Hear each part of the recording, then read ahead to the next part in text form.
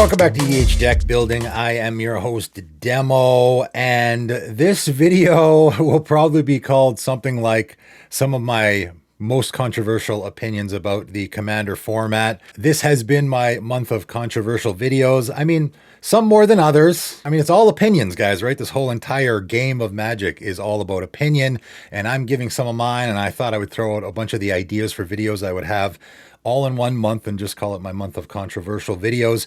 And I was thinking about how to close out that month, and it just sort of fell into my lap, funny enough. I recently did a couple of videos on my Patreon. It is also, as it happens, Patreon month for me. January is my Patreon month. If you're interested at all in joining, link is in the description. And I did a Deck Doctor video followed up by just a Q&A that I was doing with my patrons. And I have posted Deck Doctor videos on my channel before, ones that were actually meant for my Patreon.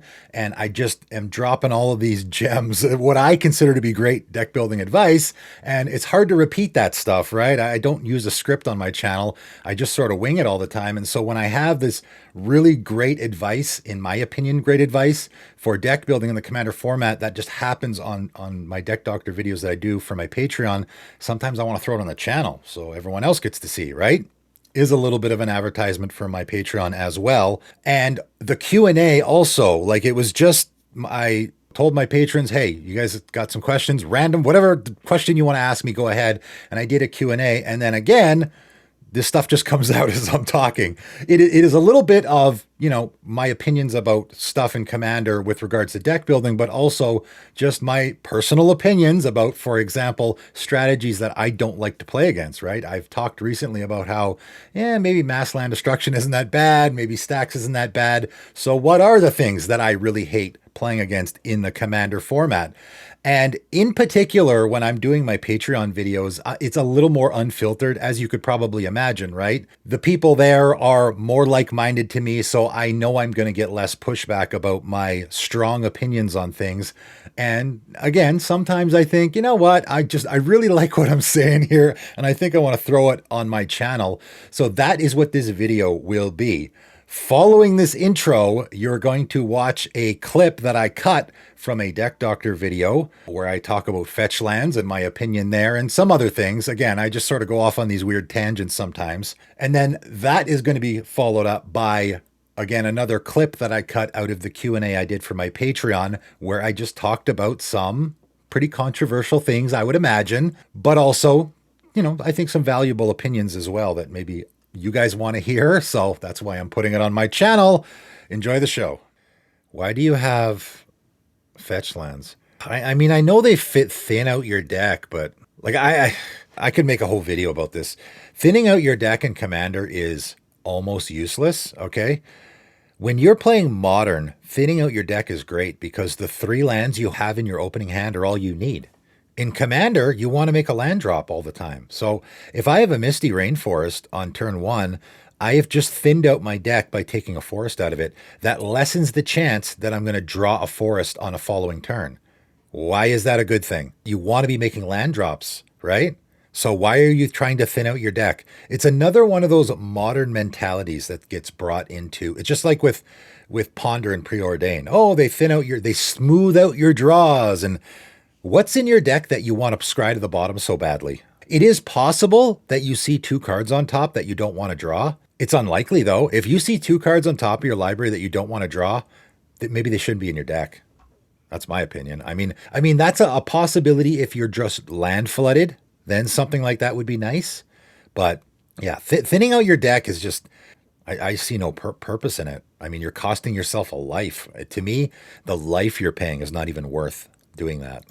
Because it really doesn't accomplish a whole lot. All right, Ninja Nurse. In EDH, not CEDH, are there any plays, styles, cards that you consider taboo or not really acceptable? Or are you more of an anything goes kind of guy? Again, as I've talked about a lot, I've changed my mind a lot on this. I just made my mass land destruction video where I talk about, is it really that bad? So that video sort of sums it up, you know. I also made a video, again, when I did my anniversary video this year, I talked about videos that you guys for sure all should be watching if you haven't watched them. Those I think there was 5 videos I mentioned. One of those videos was the strategies you hate most video that I did so long ago that I ended up redoing because I realized, wait a minute, every strategy in the Commander format is hated, right? So hating on certain strategies, it seems a little silly, but obviously it is, if you're asking me personally, I'm in a weird spot where I'm pretty okay with mass land destruction. I'm pretty okay with hard stacks. Again, guys, keep in mind, all right, for all the people there that never want to see an Armageddon in a Commander game, the format is so different now. Heroic Intervention, Teferi's Protection, all these things, it is game over. Not for the person who cast the Armageddon, for the guy casting the Heroic Intervention, you just won him the game. I talked about it before. I cast a Boros Charm when a guy cast an Armageddon.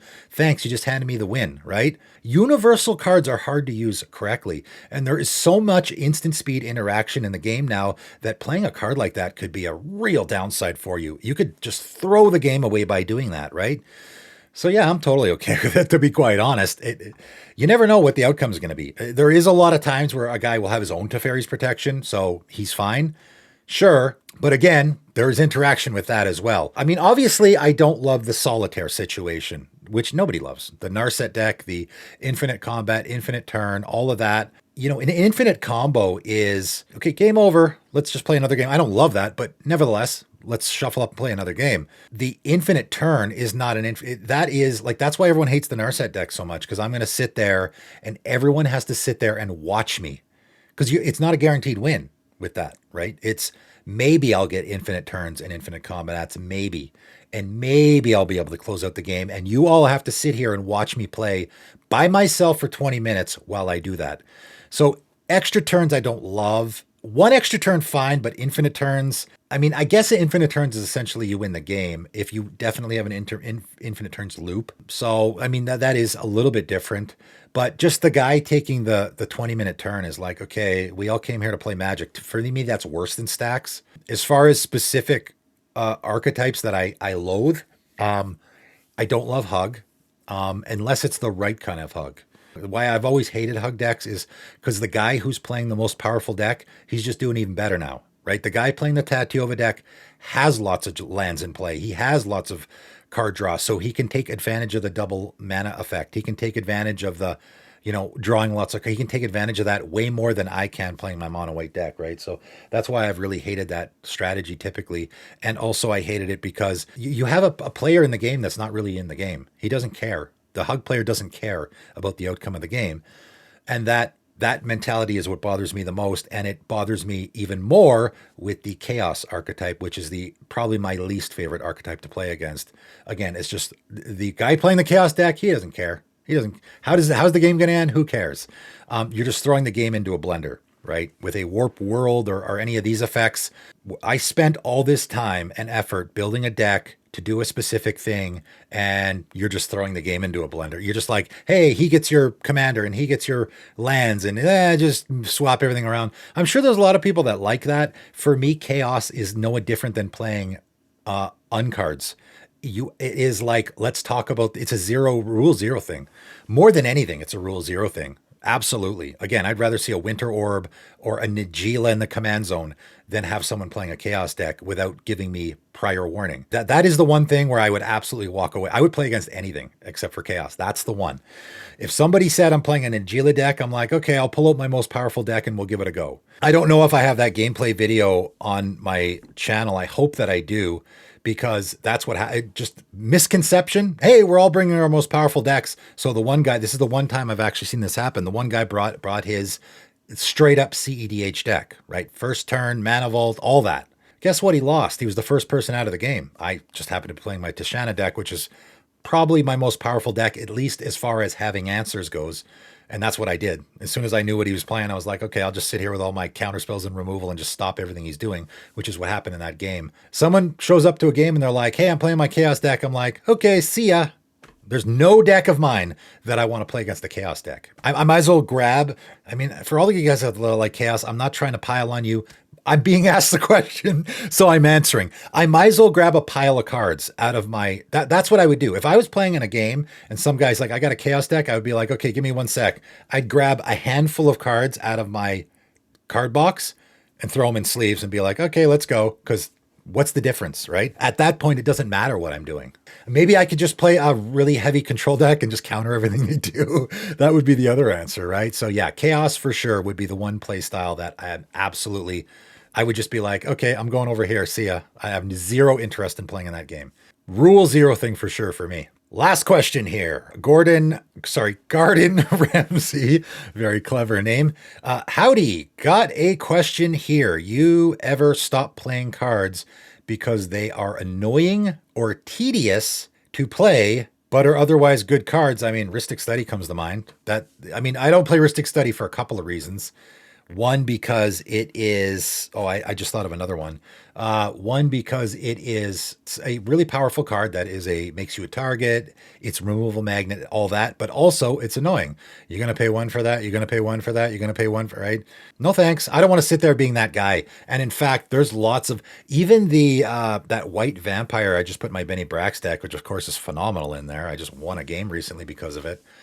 Now, every single time my opponent has, I believe, an artifact or creature enter the battlefield, I have to ask them if they're going to tap it or not. I don't love that. That's tedious, right? The other card that comes, I haven't even finished the question here, but the other card that comes to mind immediately is Chef's Kiss. Chef's Kiss is a card that I really liked right away and immediately took it out of my deck because if you're playing online, no problem. This is what computers are great for. In Paper Magic, it's absolutely brutal to sit there and go, okay, you're casting a Generous Gift that can target every single thing in play. And you have to figure out some way to pick everything at random and then roll that. Like, it's so much work. Totally not, took it out of my deck. Too much work. The other card, what's that other, Chaos Moon? What's that one that on every one of your upkeeps, you count the number of permanents in play, whether they're odd or even? It's a fun card, but again, so much work where you just have to sit there because how many permanents are in play, right? Is it odd? Is it even? Too tedious. No thanks. Anyway, the rest of the question. So there's a bunch of examples already. Recently, I've taken cards like Shark Typhoon and Cathar's Crusade out of my decks because managing the tokens counters are too tedious. Shark Typhoon, is that tedious? Really? You must be casting a lot of, it's instant sorcery. Oh, it's non-creature? Yeah, and you got to change the mana value of every single one depending on that can be tedious. I've never had that in a commander deck, so I don't know. Never had Cathar's Crusade in a commander deck either, because yeah, that would be tedious. Cathar's Crusade is another Rhystic Study example where I just think it's an absurdly busted card that for me, it's like, I played Cathar's Crusade and now I make a bunch of tokens. Yay, I win the game. It feels like Cathar's Crusade is doing it would be no different than playing Expropriate or any card that is just I win card. I don't love those cards. So it's just like, yay, that card won the game for me again. That's why I don't love cards like that, on top of the fact that it's removal magnet and all of that. And then also, yeah, it's tedious, right? They make my board state bloated. Opponents have a hard time understanding the power of my board because of the mess. And in fact, again, if you watch the last gameplay video with my Benny Brax deck, holy man. Spoiler alert, I got the Halo Fountain win there. So that means I had at least 15 creatures on board. I actually had more than 15 creatures on board. Play more removal, guys, just saying. And then treasure tokens, food tokens. Man, I was just filling up my playmat. Man, I've played games where I'm just like almost hoping someone else casts a board wipe because there's just so much mess in the way. Again, when I made my video about how I like a minimum of 3 board wipes in my commander decks, preferably 4, guys are like, oh, that's so many.